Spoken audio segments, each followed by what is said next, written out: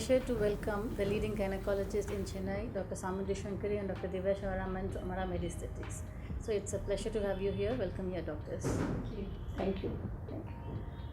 Actually, I want to talk today about aesthetic gynecology. So I think there's a lot of hype about aesthetic gynecology nowadays.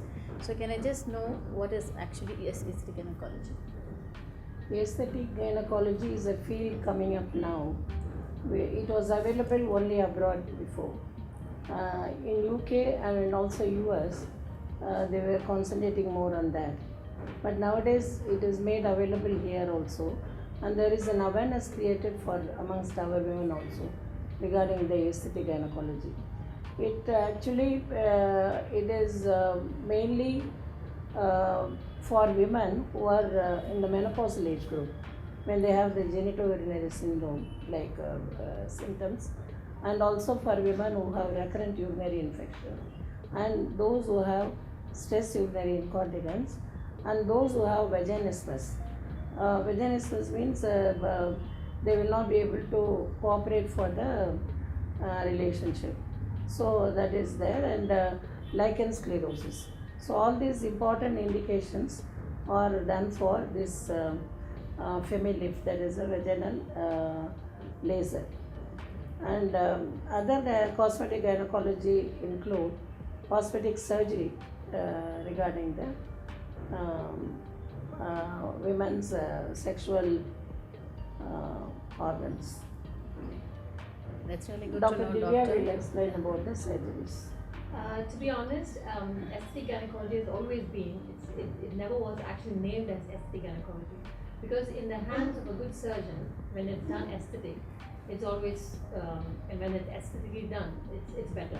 So for example, it kind of, I'm sure all the gynecologists would agree with me that, we've done more kind of perineal repairs, and even when they have the birth, if we repair it in a really good way, the woman might not even be kind of feeling less confident about her perineal parts in the future. But women were always kind of, they had always thought that this is a change of life. When they have a birth, this is how their private parts are going to look, and this is how it's going to feel. But then this is kind of an upcoming field where they have a new look and feel to their own parts, where they're more satisfied about their own selves. And the aesthetic gynecology and the gynecological surgeries would actually involve all the surgeries which would make them look different in a way that, which could be kind of generally indicated as well. For example, there's something called labia minor, which are enlarged, and labia majora. Even if they're not kind of cosmetically not, they're okay with it. Sometimes that might interfere with intercourse, or they could get injured, and there are ever so many kind of problems with that, with the labia minora being bigger. Or sometimes they themselves don't feel confident about themselves. So this is an upcoming field where they actually do something about it, and then they could feel much more confident about themselves. But that doesn't mean that we shouldn't celebrate a woman, because if we look at the private regions of any woman, it could be different from another person. So what is a person? One woman would want her labia minor to look smaller. The thing another woman would want it to look bigger. So aesthetically, how they kind of perceive their parts to be is of paramount importance when they actually come for a consultation with the aesthetic gynecologist. And moreover, there are other Labiaplasty. correct. Labiaplasty is where the labia majora is very big, or if it is very small, it can be reconstructed. And so some women do feel like with the change of life, they do have the labia majora slightly shrunken and stuff, and they feel less confident.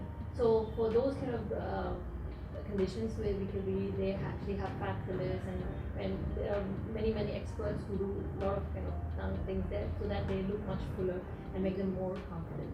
And the laser is such an upcoming field which generally has kind of worked well with many women. And You're actually talking about the surgical procedures. So I was about to ask you about the non-surgical procedures. Correct. So lasers, you don't actually need to stay in the There's no hospital. downtime. Yeah, It's you can just go and procedure, and because we all know that with pregnancy or with a delivery or with a normal birth, or the vagina becomes more lax, the birth canal becomes more lax, and you'll be surprised that there are so many women with having sexual disharmony and then causing a marital disharmony as well. So this is a new technology which has come in hand. It's a big boon to many people because it's such, compared to kind of more risky procedures that riskier or more kind of state-of-the-art procedure that they have to do. This is it's such an easy thing, which a very small learning curve. And the laser, what it basically does is it kind of works on the new formation of neocollagen, which is going to kind of naturally bring back their muscle structure there. So they kind of naturally heal. And then there have been many women who've been very, very confident after using this for a few sessions. In some of the centers, post-delivery, they include the laser in the package actually. So the lady has to come back after 40 to 45 days for the laser procedure. That's true. Recently, we are getting many inquiries regarding the vaginal tightening because, especially after a normal delivery, the women are experiencing this vaginal loosening laxity. So I think it's better for them to have this procedure. Absolutely. So as we saw the other procedures, it was very. I think it's just a coffee break procedure, right? Absolutely. So they just walk in, not even 20 minutes, and they just walk out, no pain and no anesthesia and no bleeding. Exactly. And So especially I think, in stress urinary incontinence, it's a real boon actually. yeah. We have done for many cases and they've come back and said that they are free from their symptoms actually. Yeah, but I would like to explain about stress urinary incontinence before going that. So Yeah, some stress- patients they complain of coughing and sneezing. During So coughing, is that and sneezing, they have a leakage of urine, and also they will not be able to control their urine actually.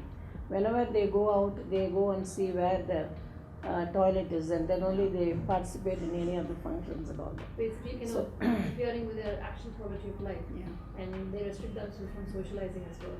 The problem is most of them they do not even know that there is a procedure available, and it's Absolutely. absolutely Very a valid non-invasive procedure. So And, I think it will there- be a boon to all the women who was having and that there are problem. many elderly people who use adult Pampers these days, which is not Diapers. known to many people actually. Okay. Probably after the liberal use of this laser, these adult Pampers can take a back seat. Okay. So what it basically does is with the stress urinary incontinence, it's the same mechanism like how they have the vaginal laxity. The strength, the muscles which hold the pelvic floor, they become a little lax, and so they're not holding up the mouth of the bladder well. So every time they cough or sneeze, they're not able to control well. It involves really kind of high-skilled surgeon, and it's a surgery big time to have this corrected. This laser procedure would not be completely applicable for women who are leaking on a daily basis or who've been leaking for many years, but Okay. still it can lessen the frequency of their leaking. Okay. So like Madam said, they have to use adult diapers every time, and then there's multiple recurrent urinary infections because of this. And this is basically the same laser technology is basically increasing the strength there, so that it naturally heals, and they are able to have a better bladder control or lesser frequent. That's really wonderful. And actually, there is in prolapse uterus, which is of first degree, we have done for a few cases actually. They've given very good response for that. The first degree prolapse have regressed actually. And last but not the least, I would also like to ask you about the G shot and the O shot. I think women who have difficulties in sexual health, I think the G shot and O shot are useful, right? So, That has been introduced in the Western, and they all have their patents. The doctors, the clinicians who have developed that. It's basically identifying the sexual spot where she is maximally stimulated and injecting certain drugs there, which would enhance that particular portion. So she is sexually stimulated and gets the maximal, Obviously. orgasm. okay. So I think we should all understand that sexual health is as important as a mental health, and Yeah. Maybe they're interconnected. yeah, as well. interconnected. Yeah. So And many Yeah. marital disharmonies can be avoided by yeah. taking this treatment. Yeah. And they will feel more confident, and then they don't have to accept the change of life as yes, they are going through menopause, so I have to accept things. There are ever so many options which should make them feel more confident, so they can go Okay. through this period with more confidence. That's true. Okay, it was wonderful having you both again, and thank you for clarifying the doubts on cosmetic and aesthetic gynecology as it is called now. Thank So you very much, Dr. Priya. Thank you. Thank you. And thanks for listening.